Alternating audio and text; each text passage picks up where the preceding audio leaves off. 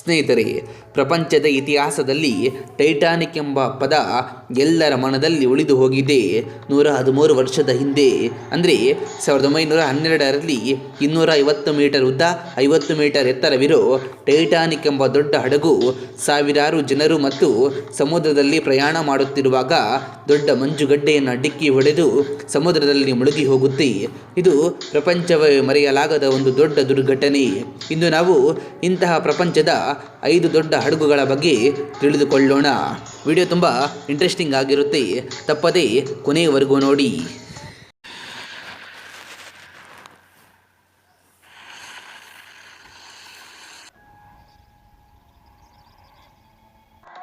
Number 1, symphony of the seize. ಇದು ಪ್ರಪಂಚದಲ್ಲಿ ಒಂದು ದೊಡ್ಡ ಪ್ಯಾಸೆಂಜರ್ ಶಿಪ್ ಆಗಿದೆ. ಇದು ರಾಯಲ್ ಕೆರಿಬಿಯನ್ ಇಂಟರ್ನ್ಯಾಷನಲ್ ಕಂಪನಿಗೆ ಸೇರಿರುವ ಹಡಗು. ಇದು 2017ರಲ್ಲಿ ಲಾಂಚ್ ಆಗಿ 2018ರಲ್ಲಿ ತನ್ನ ಕೆಲಸವನ್ನು ಪ್ರಾರಂಭಿಸುತ್ತೆ. ಇದರ ಉದ್ದ 362 ಮೀಟರ್, ಎತ್ತರ 72 ಮೀಟರ್. ಇದರಲ್ಲಿ ಒಂದೇ ಬಾರಿ 6680 ಜನ ಪ್ರಯಾಣ ಮಾಡಬಹುದು. ಅದೇ ರೀತಿ ಇದರಲ್ಲಿ 2300 ಜನ ಕೆಲಸಗಾರರಿದ್ದಾರೆ. ಇದು ಗಂಟೆಗೆ 41 ಕಿಲೋಮೀಟರ್ ವೇಗದಲ್ಲಿ ಪ್ರಯಾಣಿಸುತ್ತೆ.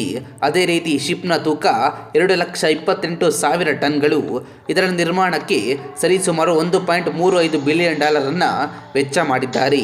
ಇದರ ಒಳಗೆ ನೋಡೋದಕ್ಕೆ ಒಂದು ನಗರ ರೀತಿಯೇ ಇರುತ್ತೆ. ಇದರ ಒಳಗೆ ಐಷಾರಾಮಿ ಹೋಟೆಲ್ಗಳು, ಶಾಪಿಂಗ್ ಮಾಲ್ಗಳು, ಜಿಮ್ ಮತ್ತು ಇನ್ನಿತರ ತುಂಬ ಸೌಲಭ್ಯಗಳಿವೆ. ಅದೇ ರೀತಿ ಈ ಶಿಪ್ನ ಮಧ್ಯದಲ್ಲಿ ಒಂದು ಪಾರ್ಕ್ ಕೂಡ ಇದೆ. ಇದರಲ್ಲಿ ಸುಮಾರು 12,000 ಜಾತಿಯ ಗಿಡಮರಗಳಿವೆ. Number 2, harmony of the seize. ಇದು ಕೂಡ ಪ್ರಪಂಚದಲ್ಲಿ ದೊಡ್ಡ ಪ್ಯಾಸೆಂಜರ್ ಶಿಪ್ಗಳಲ್ಲಿ ಒಂದಾಗಿದೆ. ಇದನ್ನು ಸಹ ರಾಯಲ್ ಕೆರಿಬಿಯನ್ ಕಂಪನಿಯೇ ನಿರ್ಮಿಸಿದ್ದು. ಇದರ ತೂಕ ಸರಿಸುಮಾರು 2,26,000 ಟನ್ಗಳು. ಇದರ ಉದ್ದ 362 ಮೀಟರ್, ಎತ್ತರ 66 ಮೀಟರ್. ಇದರಲ್ಲಿ ಸರಿಸುಮಾರು ಒಂದೇ ಬಾರಿ 6,700 ಜನ ಪ್ರಯಾಣ ಮಾಡಬಹುದು. ಅದೇ ರೀತಿ ಇದರಲ್ಲಿ 2,200 ಜನ ಕೆಲಸಗಾರರಿದ್ದಾರೆ. ಇದು ಗಂಟೆಗೆ 44 ಕಿಲೋಮೀಟರ್ ವೇಗದಲ್ಲಿ ಪ್ರಯಾಣಿಸುತ್ತೆ. ಇದರಲ್ಲಿ ಐಷಾರಾಮಿ ಹೋಟೆಲ್ಗಳು, ಥಿಯೇಟರ್ಗಳು, 23 ಸ್ವಿಮ್ಮಿಂಗ್ ಪೂಲ್ಗಳು, ಪಬ್ಗಳು ಕೂಡ ಇದರಲ್ಲಿದೆ. ಇದರ ನಿರ್ಮಾಣಕ್ಕೆ $1.35 ಬಿಲಿಯನ್ ವೆಚ್ಚ ಮಾಡಿದ್ದಾರೆ. ನಂಬರ್ 3, ಅಲ್ಜರಿ ಆಫ್ ದ ಸೀಸ್. ಇದು ಕೂಡ ರಾಯಲ್ ಕೆರಿಬಿಯನ್ಗೆ ಸೇರಿದ ಹಡಗು. ಇದರ ಉದ್ದ 362 ಮೀಟರ್, ಎತ್ತರ 72 ಮೀಟರ್. ಇದರ ತೂಕ 2,26,000 ಟನ್ಗಳು. ಇದರಲ್ಲಿ ಬರೋಬ್ಬರಿ 5,600 ಜನ ಪ್ರಯಾಣ ಮಾಡಬಹುದು. ಅದೇ ರೀತಿ ಇದರಲ್ಲಿ 2,100 ಜನ ಕೆಲಸಗಾರರಿದ್ದಾರೆ. ಇದರ ವೇಗ ಗಂಟೆಗೆ 41 ಕಿಲೋಮೀಟರ್. ಇದರ ನಿರ್ಮಾಣಕ್ಕೆ $1.2 ಬಿಲಿಯನ್ ವೆಚ್ಚ ಮಾಡಿದ್ದಾರೆ. ಇದನ್ನು ಸಮುದ್ರದಲ್ಲಿರುವ ಸ್ವರ್ಗ ಅಂತ ಕೂಡ ಕರೀತಾರೆ. ಇದರಲ್ಲಿ hotel, swimming pool, ice skating, shopping ಮಾಲ್ಗಳು ಸೇರಿದಂತೆ ಈ ಹಡಗಿನಲ್ಲಿ ತುಂಬ ಸೌಲಭ್ಯಗಳಿವೆ. Number 3, Oasis of the seize. ಇದು 3ನೇ ಅತಿ ದೊಡ್ಡ ಪ್ಯಾಸೆಂಜರ್ ಶಿಪ್ ಆಗಿದೆ. ಇದು ಕೂಡ ರಾಯಲ್ ಕೆರಿಬಿಯನ್ಗೆ ಸೇರಿದ ಹಡಗು. ಇದರ ಉದ್ದ 361 ಮೀಟರ್, ಎತ್ತರ 72 ಮೀಟರ್. ಇದರ ತೂಕ 2,26,000 ಟನ್ಗಳು. ಇದರಲ್ಲಿ ಒಂದೇ ಬಾರಿ 5,400 ಜನ ಪ್ರಯಾಣ ಮಾಡಬಹುದು. ಅದೇ ರೀತಿ ಇದರಲ್ಲಿ 2,200 ಜನ ಕೆಲಸಗಾರರಿದ್ದಾರೆ. ಇದು ಗಂಟೆಗೆ 45 ಕಿಲೋಮೀಟರ್ ವೇಗದಲ್ಲಿ ಪ್ರಯಾಣಿಸುತ್ತೆ. ಇದರ ನಿರ್ಮಾಣಕ್ಕೆ $1.4 ಬಿಲಿಯನ್ ವೆಚ್ಚ ಮಾಡಿದ್ದಾರೆ.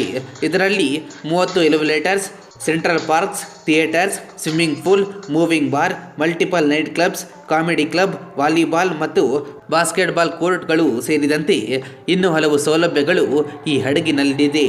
ನಂಬರ್ 5, ಅಡೆನ್ ಓವಾ. ಲಿಕ್ವಿಫೈಡ್ ನ್ಯಾಚುರಲ್ ಗ್ಯಾಸ್ನಿಂದ ಸಂಚರಿಸುವ ಮೊಟ್ಟ ಮೊದಲ ಪ್ಯಾಸೆಂಜರ್ ಶಿಪ್ ಇದು. ಇದರ ಉದ್ದ 337 ಮೀಟರ್, ಎತ್ತರ 69 ಮೀಟರ್. ಇದರ ತೂಕ 1,83,000 ಟನ್ಗಳು.